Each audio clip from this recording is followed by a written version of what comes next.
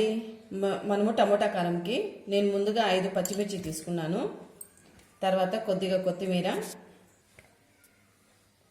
ఒక 8 టమోటాలు ఇలా పెద్ద సైజు కట్ చేసి పెట్టుకున్నానండి. ఇందులోకి వేసుకుందాము. ఇందులోకి అలాగే పెద్ద సైజు ఒక ఉల్లిపాయ ఇలా కట్ చేసుకొని వేసుకుందామండి.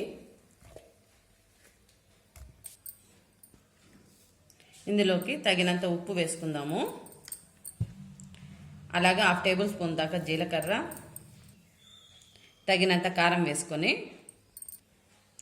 అలాగే కొద్దిగా పసుపు వేసుకుందామండి. ఇప్పుడు మూత పెట్టి గ్రైండ్ చేసుకుందాము. చూడండి, ఇలా గ్రైండ్ చేసి పెట్టుకోండి. ఇప్పుడు దీనికి పోపు పెట్టుకుందామండి. కారంకి పోపు పెట్టుకోవడానికండి ముందుగా స్టవ్ వెలిగించుకొని ఒక కడాయి పెట్టుకొని అందులోకి ఒక 3 టేబుల్ స్పూన్ల ఆయిల్ వేసుకుందామండి.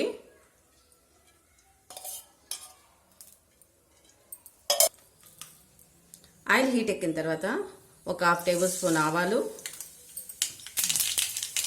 చిటపటమన్నాక కొద్దిగా ఉద్దిపప్పు, ఒక 1/2 టేబుల్ స్పూన్ దాకా పచ్చెనగపప్పు, కొద్దిగా జీలకర్ర, 2 రెమ్మల కరివేపాకు వేసుకుందామండి.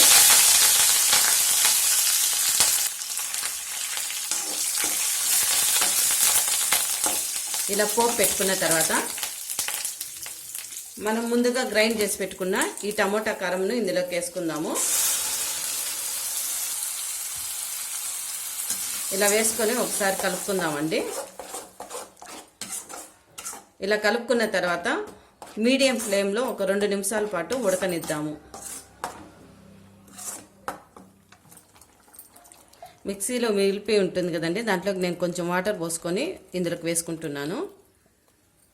ఇలా వేసుకున్న తర్వాత మరోసారి కలుపుకోండి. ఒక 2 నిమిషాల పాటు ఉడకనిద్దామండి. మీకు సాల్ట్ కానీ కారం కానీ తక్కువైతే ఇప్పుడే అడ్జస్ట్ చేసేసుకొని ఉడికించుకోండి.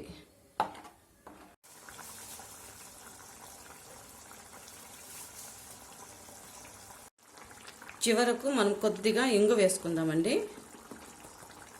ఇలా వేసుకొని కలుపుకున్న తర్వాత 1 నిమిషం పాటు ఉడకనిచ్చి తర్వాత స్టవ్ ఆపుకుందామండి.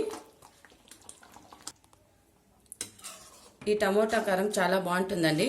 మీరు కూడా ఒకసారి ట్రై చేసి ఎలా వచ్చిందో కామెంట్ రూపంలో తెలియజేయండి. Please like, share, subscribe.